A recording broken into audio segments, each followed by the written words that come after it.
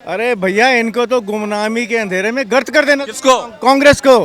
कल पाकिस्तान का पूर्व प्रधानमंत्री बोला है उनके यहाँ सब कुछ जला दिया गया।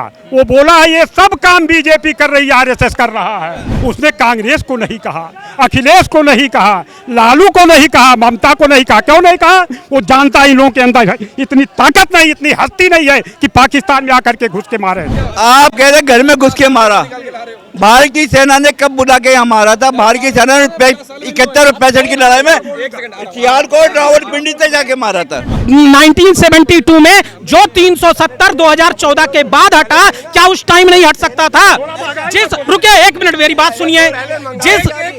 ये कांग्रेसी चमचे ये अपने नेता को नहीं खड़े कर पा रहे, ये अपने नेता को नहीं खड़ा कर पा रहे, बस ज्ञान देने आ जाएंगे। इतने भी मुस्लिम आतंकवादी हैं पूरी दुनिया में, वो शरण कहाँ लेते हैं जाके भारत में। दिल्ली में आप बात करते हैं वाटर सप्लाई कहाँ से आती है? यमुना रिवर बैंक से आती है। यमुना से कितना लीटर पानी फिल्टर होता है जरा बताइए, आप पता है? फिर कहाँ से आप बात कर दिए? आप बात कर दिए, आप कैमरे के सामने से। उसके भी सुनिए वो क्या कह रहा है। भाई साहब सुनिए, अब सुनो। सुन लीजिए, आप तीसरी बात जो कहते हैं, ठीक है, कुछ लोग कहते हैं धर्म को लेकर के बहुत सारी ये चीजें आप उठा करके देखिए। अशोका डायनेस्टी जब आप पढ़िएगा, अशोक ने बौद्ध धर्म को क्यों प्रचार प्रसार किया? क्या कारण था आखिरकार अशोक को? अकबर ने दीन इलाही क्यों चला दिया? कभी आपने देखा, उसको पढ़ा? कभी आप इस चीज को महफूज करिए। जब आप ईस्ट इंडिया कंपनी को पढ़ते हैं, मात्र 16 लोग आए थे भारतवर्ष में। क्या 16 लोग मिल करके भारत में 300 सालों तक शासन कर सकते थे? कहां चली गई थी ये चेतना? अगर उन्होंने एकता की चेतना जगाई है, राष्ट्रीयता की चेतना जगाई है, जनमानस, तो ये कोई बुरा नहीं है। ये काम कांग्रेस भी कर सकती थी। कहां चले गए थे उस समय? कहां चले गए थे? एक बात और कहूंगा पत्रकार महोदय जी, हाँ एक मिनट सुनिए। आप 2024 की बात, आप उत्तर प्रदेश की कानून व्यवस्था पर सवाल उठा रहे हैं सर। हम वो उठा रहे हैं ना। अब उत्तर प्रदेश से थोड़ा हट जाइए, अब विश्व में आ जाइए। कल पाकिस्तान का पूर्व प्रधानमंत्री बोला है उनके यहाँ सब कुछ जला दिया गया। वो बोला है ये सब काम बीजेपी कर रही है, आरएसएस कर रहा है। सारा काम बीजेपी आरएसएस कर रहा है। उसने कांग्रेस को नहीं कहा, अखिलेश को नहीं कहा, लालू को नहीं कहा, ममता को नहीं कहा। क्यों नहीं कहा? वो जानता इन लोगों के अंदर इतनी ताकत नहीं, इतनी हस्ती नहीं है कि पाकिस्तान में आकर के घुस के मारे। वो ताकत, वो हस्ती आरएसएस और बीजेपी और मोदी और जोगी के अंदर है, पूरे देश के अंदर। आरोप लगाने से हम आप सबका, पूरे देश का, हम आप जनता जनार्दन का भला नहीं होने वाला है। देखिए, जहाँ तक बात है, जहाँ तक सोच है, लड़ाई और की लड़ाई क्या हमने यहाँ बुला के लड़ी थी, वहां जाके लड़ी थी? एक सेकंड, मेरी बात कर दो। आप कह रहे घर में घुस के मारा, आप कह रहे घर में घुस के मारा। भारतीय सेना ने कब बुला के यहाँ मारा था? भारतीय सेना ने 71 और 65 की लड़ाई में सियालकोट रावलपिंडी से जाके मारा था। आप बोलो। 1972 शिमला समझौता में क्या हुआ? जब हमने सब कुछ जीता, हमने पाकिस्तान की आर्मी को सरेंडर भी करवाया, आखिरकार उस बंद कमरे में आज तक फाइल क्यों नहीं आई? भाई अच्छा एक बात बताइए, आप मेरी बात सुनिए ना, मेरी बात सुनिए ना, पहले मेरी बात सुनिए। शिमला एग्रीमेंट का पता नहीं कैसे हुआ, पहले मेरी बात तो सुन लीजिए। अरे sir you can not acquire land, you have to defend that. Sir please बात सुन लीजिए, आ रहा हूं। प्लीज आप सुनिए, आप मेरी बात सुन लीजिए। सर, अगर कोई भी देश युद्ध जीतता है तो अपनी शर्तों पर मंगवाता है कि नहीं मंगवाता? आखिरकार क्या हुआ उस दिन 1972 में जो 370 2014 के बाद हटा, क्या उस टाइम नहीं हट सकता था? रुके एक मिनट, मेरी बात सुनिए। पूरी मेरी बात सुन लीजिए, पूरी मेरी बात सुन लीजिए सर। हाँ महंगाई पर एक मिनट मेरी बात सुनिए। दूसरा मेरा मुद्दा यह है कि जिस दिन आप कह रहे हो कि जिस ईस्ट पाकिस्तान की बात हो रही है, वो भी कभी तो बंगाल का हिस्सा था। बंगाल को काट करके वेस्ट बंगाल बनाया गया। 1972 में जब आप जीते हैं, क्या फिर से आपको मिलाने की बात नहीं आ रही थी दिमाग में? इंटरनेशनल लॉ है, रशिया के 11 टुकड़े हुए। इंटरनेशनल कहां चला गया तो उसमें, जब हैदराबाद को कब्जा कर लिया गया था? कहाँ चला गया था ऑपरेशन पोलो? ऑपरेशन पोलो कहाँ चला गया था? अंडमान निको लक्षद्वीप कहाँ चला गया था? ये तो सुन लो। दृढ़ इच्छा शक्ति होनी चाहिए किसी काम को करने की। गलत तो गलत।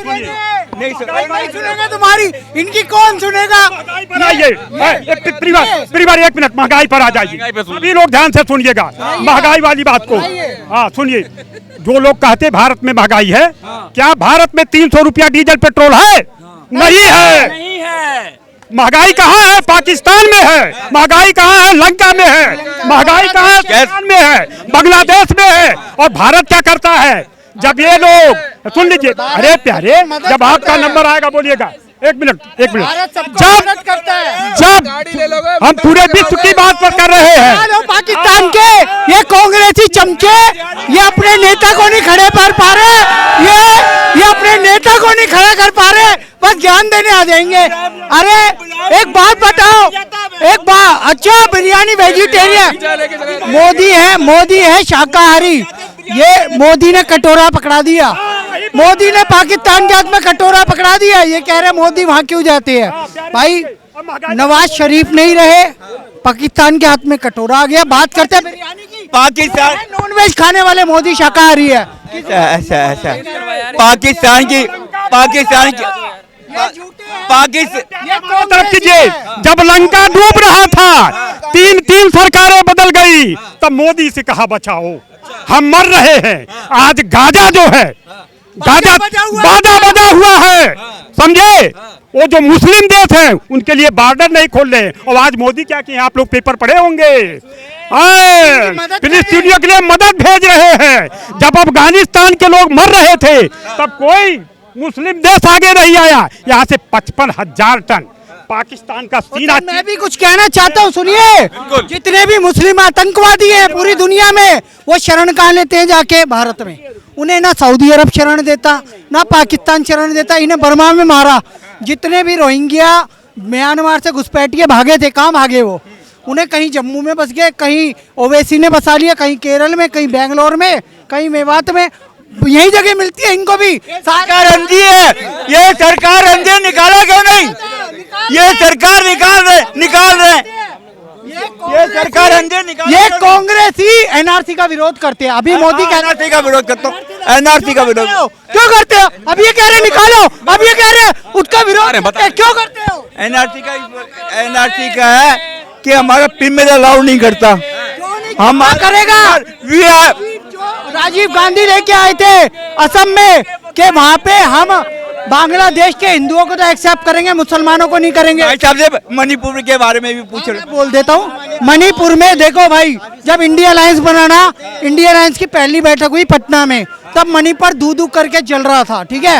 एक भी प्रेस कॉन्फ्रेंस इंडिया अलायंस के लोगों ने मणिपुर के लिए नहीं करी। करेगी इंडिया अलायंस करेगी, मोदी तो काम कर ही रहा है, कंट्रोल हो तो गया वो पूरा का पूरा।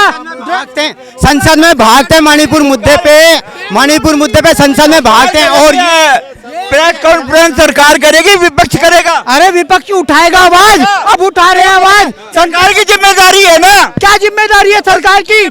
सरकार की जिम्मेदारी है देश को ठीक से चलाना, वो चल रहा है। मणिपुर में क्या हो रहा है? हो रहा है बताओ। मणिपुर इनको पता नहीं क्या इजराइल का इनको। अरे कुछ नहीं हो रहा मणिपुर में, ये लोगों के ही दलाल है। वो चीन से फंडिंग हुई थी, म्यांमार के आतंकी घुसे थे उन्होंने, और ये कांग्रेस वालों ने साजिश रची थी। बेंगलोर में भी मणिपुर के खिलाफ एक शब्द नहीं बोला, ना राहुल गांधी ने, ना नीतीश कुमार ने, ना लालू ने, ना डीके शिव कुमार ने। ये कांग्रेस की लगाई हुई आग है। ये टुकड़े टुकड़े गैंग है, मोदी जी बोल चुके हैं। और कांग्रेस पार्टी नीलाम हो चुकी है, टुकड़े टुकड़े गैंग के हाथ जा चुके हैं। अर्बन नक्सल है ये देशद्रोही लोग हैं। इंडिया अलायंस, इन्होंने 5000 बम छोड़े गए, रॉकेट छोड़े गए इजराइल के ऊपर। एक म्यूजिकल फेस्टिवल चल रहा था सर, हम जैसे लोग थे वहाँ पे, पूरी दुनिया के लोग थे। जर्मनी की टैटू आर्टिस्ट थी, उसे गोली मार दी गई। उसकी भर्त्सना कांग्रेस ने नहीं करी, CWC ने नहीं करी, लेकिन फिलिस्तीन का समर्थन कर दिया। अरे फिलिस्तीन का समर्थन तो हम भी कर रहे हैं, लेकिन हमास आतंकियों का विरोध तो करो। हुई इजराइल में हुई आतंकी घटना का विरोध तो करो। यही दोगलापन है कि कांग्रेस आतंकी और देशद्रोही है। कांग्रेस पार्टी में ISI के एजेंट है, और कांग्रेस पार्टी टूल किट बना के घूम रही थी, उसमें ISI के एजेंट थे। जब जब कोरोना काल था तो ये कहते थे मोदी वैक्सीन, ये वो मोदी वैक्सीन लगवाओ, विदेश में क्यों दे दी, उल्टी सीधी सारी अफवाहें फैलाई। उस समय पे इनकी जांच हुई ना तो इनके व्हाट्सएप ग्रुप में पाकिस्तान के नंबर जुड़े हुए थे सर। ये कांग्रेसी देशद्रोही है, गद्दार है, ये आतंकी है सारे। इनकी जांच होनी चाहिए, मोदी सरकार इनकी जांच करे, ये सारे के सारे पाकिस्तान देना चाहिए। अरे भैया इनको तो गुमनामी के अंधेरे में गर्त कर देना। किसको? कांग्रेस को। इसकी सोच रिडंडेंट है। आज हिंदुस्तान में 60-70 साल इन्होंने राज किया, इतनी परेशानियां हैं, कौन है जिम्मेवार? कौन है जिम्मेवार? कोई गवर्नेंस नाम की चीज ही कभी नहीं थी। आपको मेरी जरूरत, मुझे आपकी, इसलिए चल रहा था काम। किसने गवर्न किया हिंदुस्तान को? पहली बार तो लग रहा है कि कोई हिंदुस्तान को गवर्न कर रहा है। हाँ, गलतियां हो भी रही होंगी, पर पहली बार हुआ कोई रिस्पॉन्सिबली काम कर रहा है, जो मेजोरिटी पॉपुलेशन के लिए भी सोच रहा है। वरना इनका तो क्या है, हर चीज अपीजमेंट के लिए। वक्फ बोर्ड का कानून पढ़ा आपने? यहाँ जहाँ खड़े हो ये भी मुसलमान, उनकी ज़मीन है वक्फ बोर्ड की। सारा बोट क्लब, रायसीना सारा उनकी है। किसने किया? कौन कर रहा है? यही कर रहे हैं, कांग्रेस कर रही है। जरा एनालाइज कीजिए, ये ऊपर ऊपर की बातें करते हैं। रायलसीमा सारा क्रिश्चियन कर दिया इस सोनिया गांधी ने और ऑस्कर फर्नांडिस ने। आपको पता है 3 डिवीजन होने थे आंध्र प्रदेश के, रायलसीमा एक बनना था, वो रुक गया बीजेपी के कहने पे। वहाँ 70% से ज़्यादा पॉपुलेशन क्रिश्चियन कर दी है। ये कन्वर्जन ही तो कर रहे हैं, किस बात क्यों कर रहे हैं? आप देखिए मणिपुर में क्या प्रॉब्लम है, ये क्रिश्चियन मिशनरीज का चलाया हुआ गेम है। और उसको कौन चलाता है? कांग्रेस। आज सबसे बड़े 2 लैंड ओनर्स हैं इंडिया में, एक क्रिश्चियन मिशनरी और दूसरा वक्फ बोर्ड। किसने दिया? किसने दिया? आपकी ज़मीनें पिछले 700-800